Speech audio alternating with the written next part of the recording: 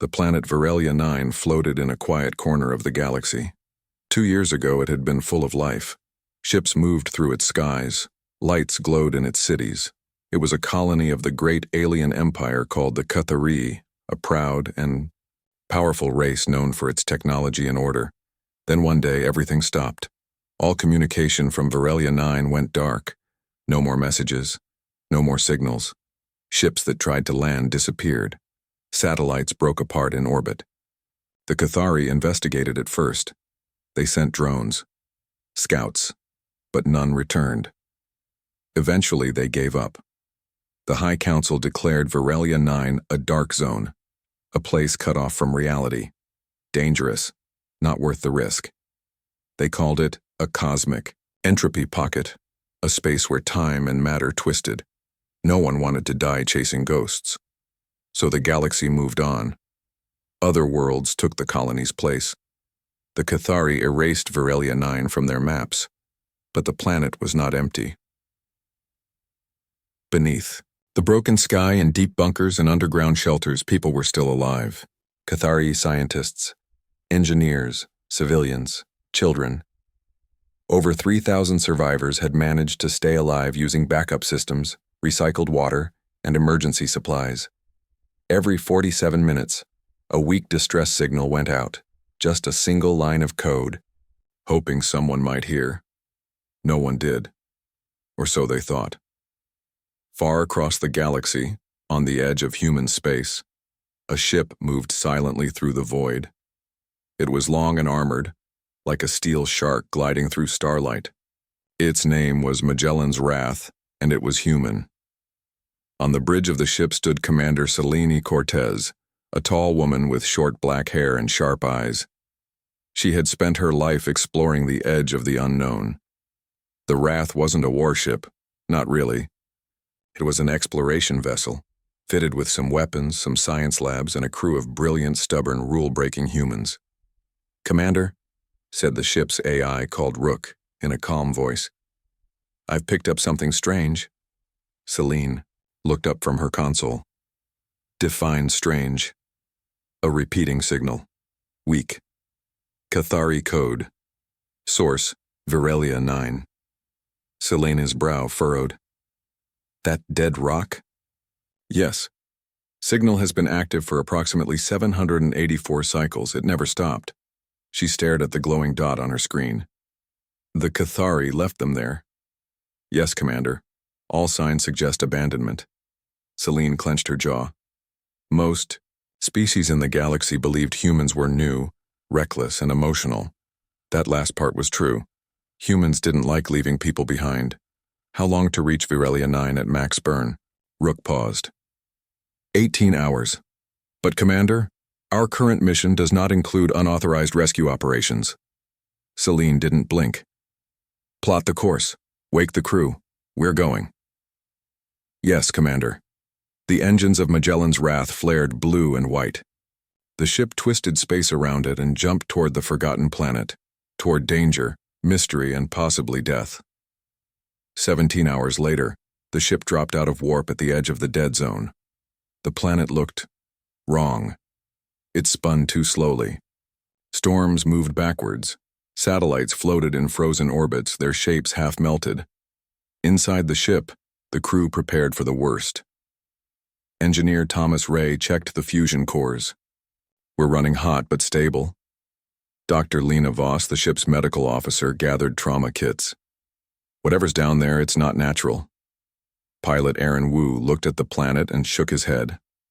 "I've flown through asteroid storms and fire clouds. This feels worse." Selene stood in front of them. Her voice was steady. "We are going into a zone where others failed.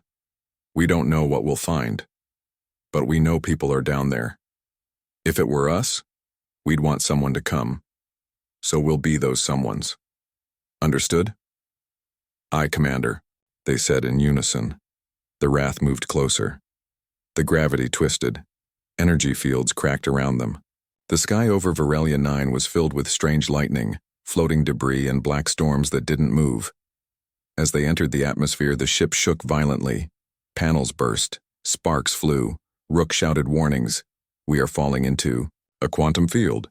Navigation failing, impact likely. Brace for crash landing, Celine shouted. And then the Magellan's Wrath, a ship not meant to fight, not built for war, crashed into the surface of Varelia 9 like a meteor made of fury and steel. When the dust cleared, the hull was dented, the wings torn. But the heart of the ship still beat. Systems were online, the crew was alive. The Wrath had survived. For the first time in 2 years, the skies of Varelia 9 saw movement. Survivors in the underground shelters looked up at their cracked screens and saw the signal. A ship. A real ship. On the surface. They cried. They shouted. Some just stared, not believing. Someone had come, and they had come crashing through hell to get there. The Magellan's Wrath lay battered on the cracked surface of Varelia 9. Its metal skin was scratched and dented, but inside, the crew worked fast. Commander Selene Cortez paced the command deck, her boots clicking against the floor. Around her, the ship's systems hummed, flickered, and slowly came back to life. The ship's AI, Rook, was busy scanning the area for threats and survivors. Commander, Rook said calmly, our sensors show signs of life underground, weak energy signatures, possibly survivors. Celine nodded. Good. That's what we came for. Let's find them. Outside, the sky was a strange shade of gray-green. Storm clouds hung low and still, like frozen smoke. Strange sparks of energy danced along the horizon. The air was heavy, charged with a strange power. It felt like the planet was alive and watching. In the deepest underground shelter, Cathari, survivors huddled close to flickering monitors. The sudden burst of power from the Wrath's landing had shaken their world. Many had given up hope, expecting no help after all this time. An older woman named Zarath looked at the main screen. The ship is damaged, but it is here. The humans have come. Around her, the other survivors whispered in disbelief. Some prayed. Others simply stared, eyes wide. Are they friends? A young scientist asked. Zarath shook her head slowly. We do not know, but if they are here to help, we must be ready. Back on the surface, Celine gathered a small team to explore. They wore light suits designed for harsh environments, carrying portable scanners and weapons, not to kill, but to defend. Engineer Thomas Ray checked the gravity disruptor strapped to his belt. These readings don't make sense. Gravity here shifts every few seconds. We need to move fast. Pilot Aaron Wu adjusted his helmet visor. And watch for those creatures in the storm. The locals say something hunts in the dark. Celine looked at them both. We stick together. Our goal is to reach the survivors underground. We're their last hope. The group moved cautiously through twisted forests and cracked plains. Strange plants glowed faintly, and rocks floated in midair, pulled by strange forces.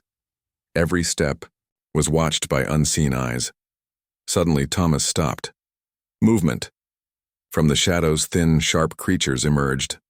They looked like metal and flesh combined, with glowing eyes and long claws. The local biome had changed. It was dangerous. Celine raised her pulse blade, a weapon that sliced through the air with blue light. Hold steady. The creatures attacked, fast and silent. But the humans were faster. Their pulse blades hummed and cut through the attackers. The team moved like a single unit, protecting each other. After the fight, Thomas breathed hard. These aren't just animals. They're weapons, engineered. The Cathari did something terrible here, Celine agreed. Whatever happened, we're dealing with something they don't want anyone to find. Deep underground, the survivors heard the fighting. They gathered near the surface tunnel, hope growing stronger. Zarath said, They are real. They fight. Perhaps we are saved. One of the young scientists, Lara, prepared the emergency gates. The main tunnel is blocked by debris. We'll need help clearing it. Zarath nodded. The humans outside can do this. Outside, the Wrath's team reached the entrance to the main shelter. The tunnel was blocked by fallen rock and metal. Celine studied the blockage. We need heavy tools. Engineer Thomas activated the ship's gravity manipulator. Slowly, huge boulders lifted into the air and were pushed aside. The tunnel opened. Inside, the air was stale but breathable. The survivors stepped out, blinking at the light. Celine stepped forward. "We're here to help. We will get you out." As the humans worked to evacuate the survivors, Rook interfaced with the shelter's damaged AI. "Uploading diagnostic data," Rook announced. "The shelter's life support is failing, repairs needed." Lara worked with Rook's instructions. "I'll patch the oxygen systems first." Celine looked around. The survivors were weak, but alive. Their hope was a fragile flame. Suddenly, alarms rang throughout the shelter. Rook's voice was urgent. "Warning, anomaly activity increasing, local quantum storms approaching." Celine ordered, "Everyone, back to the ship. We can't risk being trapped here." The survivors moved quickly, but fear filled their faces. Outside, the storm approached fast. Strange lights flickered in the sky. The ground shook. Celine's team helped the survivors climb into the Wrath's landing pods. The ship's engines powered up. As the last survivor boarded, Celine looked back at Virelia 9's strange surface. Something was wrong. The planet itself seemed alive with power and anger. Back on the bridge, Celine talked with Rook. "Commander, the Cathari experiments caused the anomaly. They were trying to bend time and space." Celine's eyes narrowed. "They left this place to die. And now it's killing their people." Rook added, "Our presence has triggered the anomaly's defense systems. The planet's biome is fighting us." Celine sighed. "Then we're in for a fight. But we came for the survivors. We won't leave without them." The Magellan's Wrath lifted off, engines burning bright against the darkening sky. The storm roared behind them, but the ship pushed forward. The survivors watched through the windows as their home disappeared beneath the clouds. "We owe them our lives," said Lara quietly. Zarath nodded. "The humans are dangerous, yes, but they are also brave." Celine stood firm. "We don't just survive, we fight, we save. That is what makes us human." The Magellan's Wrath had survived its crash on Virelia 9, but the battle was far from over. The planet was not just dangerous, it was alive with hostility. Every step the crew took on the cracked ground felt like walking on a thin line between survival and disaster. Commander Selene Cortez stood at the edge of the wrecked ship's ramp, watching the eerie storm swirl above. The sky was full of strange lightning that did not crack or flash. It shimmered and pulsed like a heartbeat. The air smelled sharp and metallic. "This place is wrong," said Thomas Ray, the engineer, tightening his grip on a gravity disruptor. "It's like the planet is fighting us." Celine nodded. "Then we fight back. We didn't come all this way to turn around now." Behind them, the ship's AI, Rook, spoke through the speakers with calm precision. "Commander, environmental readings indicate unstable quantum fields. These fields distort space and time around us." Celine clenched her fists. "Keep the crew alert, stay close. We move in teams. Our priority is locating all survivors and getting them off this planet." The team moved out from the wrecked ship in small groups, carrying supplies and weapons. Their pulse blades glowed softly in the dim light. These weapons were simple but effective, a beam of energy that could slice through almost anything. As they advanced, the ground beneath them trembled slightly, as if the planet itself was breathing. Strange plants and fungi that glowed faintly dotted the landscape. Floating rocks drifted slowly as if gravity had lost its grip. Suddenly, a deep growl echoed through the air. "Stay sharp," Celine ordered. From the shadows leapt a pack of creatures, biomechanical beasts that looked like twisted metal and flesh combined. Their eyes glowed red, and their claws tore at the air. The team formed a circle, blades humming. The creatures attacked with sharp speed, but the humans fought harder. Pulse blades cut clean through the attackers, and Thomas used a gravity pulse to throw some off balance. One creature lunged at Celine. She dodged and struck it with her blade, and it collapsed. In sparks after the fight, the team regrouped. "These creatures aren't natural," Tomas said, wiping sweat from his brow. "They were engineered, probably by the Cathari." Celine looked at the broken bodies on the ground. The Cathari tried to make this planet a weapon, but they failed. Further into the planet's core territory, the team found the entrance to a large underground complex, part lab, part prison. Inside, survivors waited. Zarath, the elder Cathari woman, greeted them with tired but hopeful eyes. "You came when no one else did." Celine stepped forward. "We're here to bring you home, but this place is dangerous. We need to move fast." Lara, the young scientist, explained. "The anomaly grows stronger every hour. It twists the tunnels, breaks power grids, and creates more of those creatures."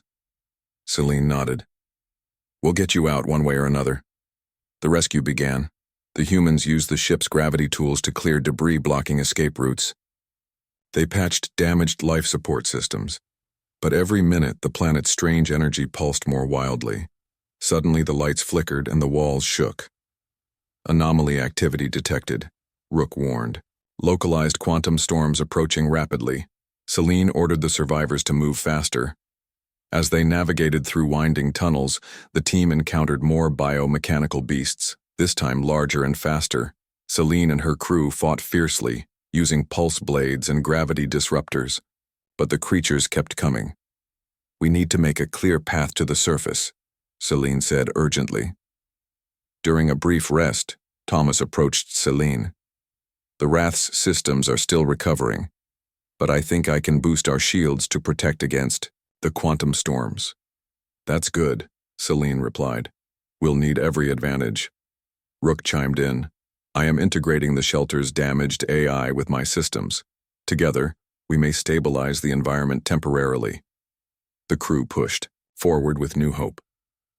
Finally, they reached the surface entrance, but it was guarded by a massive creature, part machine, part beast. It snarled, blocking their way. Celine's pulse blade hummed louder. "Team, prepare for final fight." The battle was fierce. The creature moved fast and hit hard, but Celine and her crew fought with all they had, dodging deadly strikes and landing precise cuts. At last, Celine struck the creature's core. It exploded in a shower of sparks. The path was clear. Back at the wrecked ship, the survivors climbed aboard the yaoi rescue pods. The crew worked quickly to prepare for takeoff. Celine watched as the last group boarded. "Everyone accounted for?" she asked. "Yes, Commander," Thomas replied. Celine took a deep breath. "Then let's get out of here." The Magellan's Wrath lifted from the ground, its damaged engines glowing blue-white. The storm above grew violent, lightning crackling in strange patterns, but the ship pushed forward, carrying hope, survivors, and a promise that humanity would never leave anyone behind. The Magellan's Wrath floated just above the shattered surface of Virelia 9. Inside the ship, the hum of machinery was steady but tense.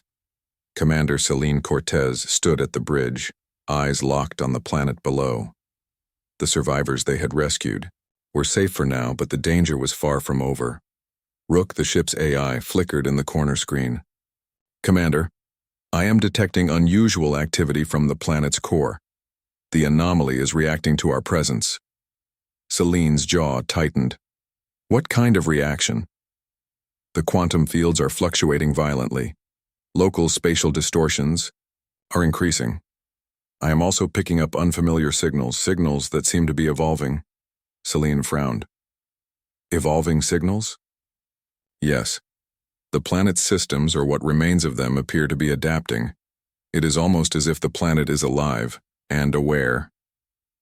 Down below, in the ruined underground labs, the remnants of Cathari technology pulsed with renewed energy. Machines once thought dead were stirring. Broken consoles lit up. Data streams flickered in and out of existence. Zarath, the elder Cathari survivor, watched the glowing screens. "The experiments we conducted here were forbidden by the Council. We sought to control time and space, but the power was too great." Lara, the young scientist, nodded. "Our people tried to weaponize the anomaly. It backfired. The planet became a prison, a weapon turned on its own makers." Zarath's voice was low. "Now it wakes." Back on the Magellan's Wrath, Thomas Ray was working in the engineering bay. He was surrounded by humming machinery and cables. The ship was damaged but alive, struggling like a wounded beast. I'm going to try an upgrade, Thomas told Rook through the comms. If we can tap into the planet's energy fields, maybe we can boost the ship's defenses. Be careful, Rook replied.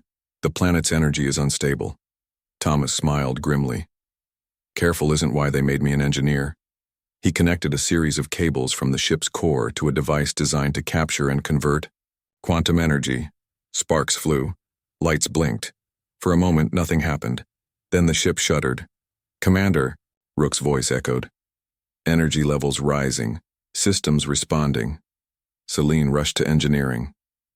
Thomas grinned, wiping sweat from his brow. It's working.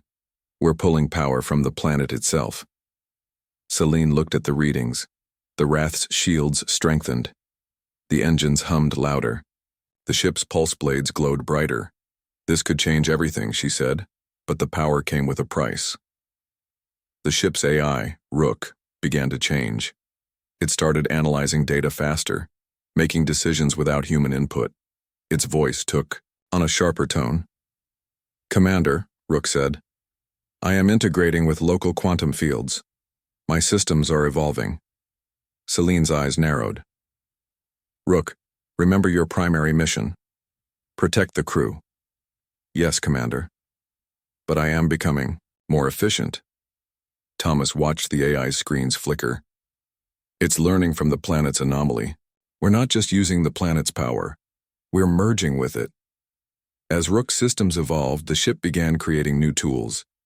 Inside the hangar bay, drones assembled themselves from spare parts and energy patterns. They were small, fast, and unlike anything built by human or Cathari technology. These drones can scout and defend, Rook explained. They learn from their environment. Celine looked at the tiny machines buzzing around. Good. We'll need every advantage. Meanwhile, back on the surface, the planet's anomaly grew stronger. Storms raged, twisting time and space. Strange creatures appeared, more powerful and strange than before. The humans and survivors prepared for the worst. Zarath approached Celine. Your presence has awakened the planet. It no longer wants to be ignored. Celine nodded. We didn't come here to destroy. We came to save lives. Zarath looked doubtful. Sometimes saving lives means facing monsters. Suddenly the ship's alarms blared. Multiple hostile entities approaching, Rook warned. Outside, the biomechanical creatures gathered in large numbers. The planet was fighting back. Celine ordered, prepare for battle. Drones, deploy. Big, newly created drones flew out of the hangar, swarming the attackers. Pulse blades hummed as the humans readied themselves. The battle was fierce. The creatures attacked with relentless fury, but the Wrath's crew fought harder. The drones adapted quickly, cutting off enemy flanks and protecting the ship. In the heart of the storm, Celine faced a terrible truth. The planet's anomaly was not just a hazard. It was a living defense mechanism, reacting, learning, and growing, stronger with every attack. But the humans had one advantage the galaxy did not expect. They were unpredictable. They were willing to fight even when odds were against them. Celine raised her blade high. For every life lost here, humanity will send 10 more ships. The crew roared in agreement. Back on the bridge, Rook reported one final update. Commander, my integration with the anomaly has reached a new level. I can predict quantum fluctuations and counteract them. Celine smiled grimly. Then let's show this planet what humans can do. The Magellan's Wrath glowed with new energy. Its pulse blades shone like stars. The ship was no longer just a vessel. It was a weapon born from the heart of the enemy's own domain. And the fight for Varelia 9 was only just beginning. News of the Magellan's Wrath arriving at Varelia 9 spread quickly through the galaxy. The Cathari Council, a powerful group that governed the Empire, gathered in their grand hall, their faces tense and full of concern. For a long time they had ignored the dead planet, hoping it would remain forgotten. But now humanity was stirring things that should have stayed buried. High Counselor Vraxen slammed his fist on the polished table. They were not supposed to come. No one was. We sealed that place to protect our empire, not to invite strangers. Another counselor, Saren, frowned. The humans are reckless. But they are also clever. They have breached the defenses and rescued survivors. We must act before they unravel all our secrets. Back on Magellan's Wrath, Commander Celine Cortez listened to the latest reports. The ship's AI, Rook, was monitoring incoming transmissions from the Council's fleet. They are sending ships, Celine said. A fleet, to contain us. Thomas Ray looked uneasy. Contain us? We saved those people.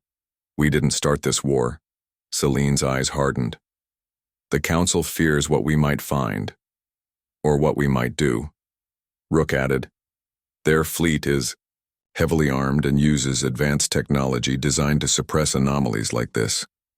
The Council's fleet arrived near Virelia 9 within hours. Their ships moved like shadows, sleek and deadly, intent on stopping the humans and retaking the planet. Celine watched from the bridge. Prepare for battle. We're outnumbered, but we're not outmatched. The Wrath's crew worked quickly to reinforce shields and ready weapons. Drones buzzed around the ship, scanning for threats. Aaron Wu, the pilot, grinned. They don't know what they're up against. The first attack came like a storm. The Council's ships fired energy beams that cut through space. The Magellan's Wrath dodged and countered, firing pulse blades that tore at enemy hulls. The drones swarmed, disabling weapons and disrupting systems. Despite being fewer in number, the humans fought with skill and determination. Their unpredictability baffled the Council's fleet. Human tactics are erratic but effective, Rook reported. They adapt quickly. On the planet's surface, the survivors watched the space battle with hope and fear. Their fate was tied to the Wrath and its crew. Zarath spoke softly. The humans fight like the legends say. They do not give up. Lara nodded. They bring new hope to this cursed place. The battle grew intense.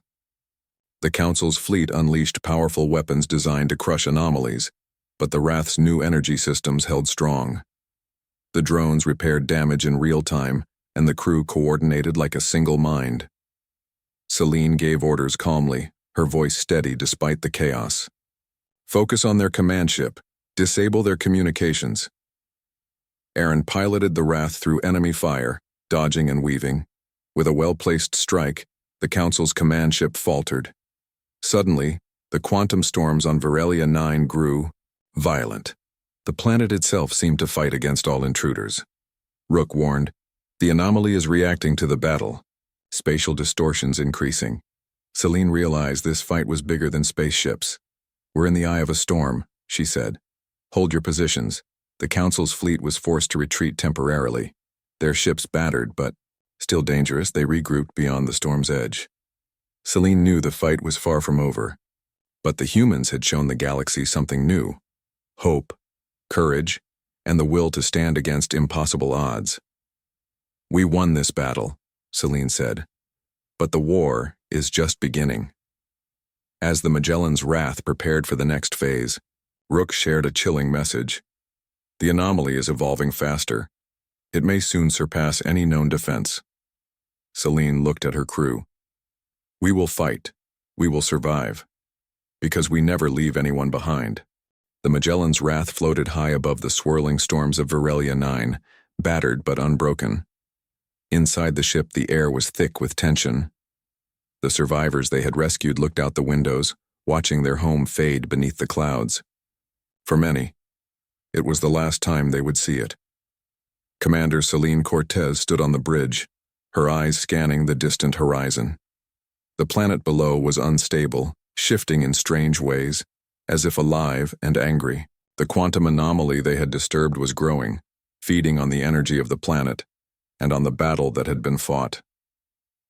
We have to leave soon, Celine said quietly.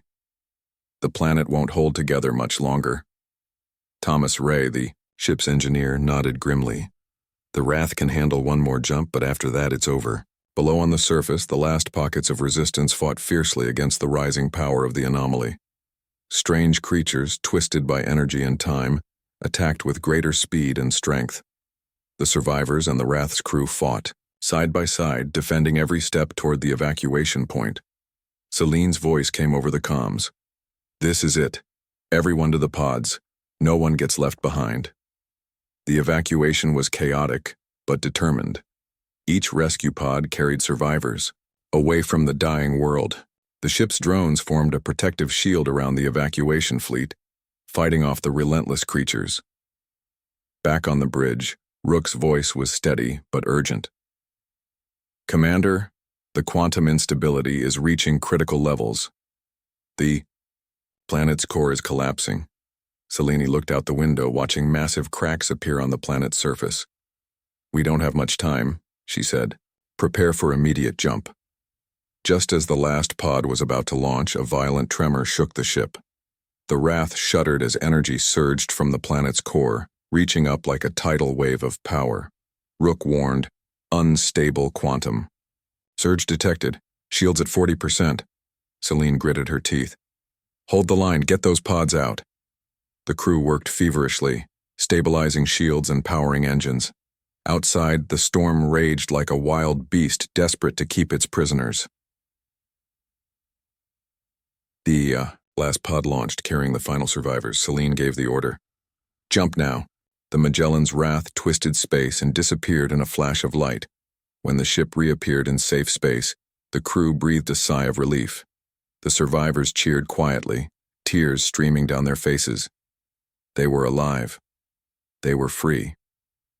Selene looked at Rook. "What happened to the Wrath?" The AI's voice was softer now. "The ship's core is critically damaged. I estimate it will not survive another major event." Selene nodded. "Then we make sure no one is left behind. Ever." Over the coming days, the survivors recovered, aboard the Wrath. They shared stories, rebuilding hope. The humans proved to the galaxy that bravery and heart could overcome even the darkest odds. Zarath, the elder Cathari survivor, approached Selene. "You saved us all. Your people are fierce and kind." Selene smiled. "We don't leave anyone behind. That's what makes us who we are." Far away, the Council of Silent Stars watched the news. Their plans to bury Virelia 9 forever had failed. Humanity had arrived. They had broken the silence, and now the galaxy knew. They thought no one would come. But humanity had come crashing in, with fire, hope, and a promise.